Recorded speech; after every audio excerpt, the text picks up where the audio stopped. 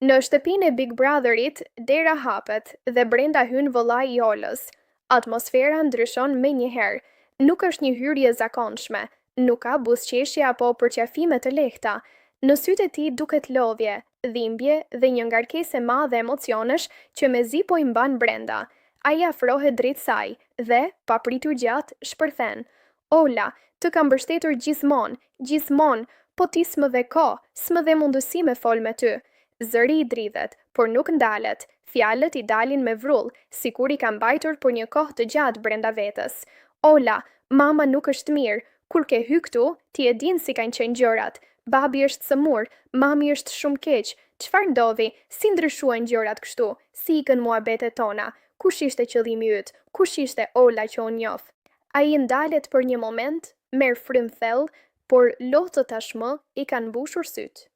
Njerëzit që të kanë njohur jashtë, ti nuk je kjo këtu brenda, nuk je. Ka ndaj shpjegim? Ka ndaj arsye pse po vepron kështu? Ola qëndron përballë tij, e ngrirë, me sytë e mbushur me lot. Fjalët e tij janë të rënda, jo vetëm për tonin, por për gjithçka që mbartin brenda, zhgënjim, frikë, dashuri. Ai vazhdon, tashmë me zëm më të lartë, por të coptuar nga emocionet. Prindërit tanë janë martuar me dashuri para 36 vitesh, me dashuri të pastër. Ne nuk jemi kjo familje që po shfaqet këtu, nuk jemi. Ne nuk duam të hymë në batak, në balt. Lotët i rrjedhin lirshëm, nuk përpiqet më t'i fsheh.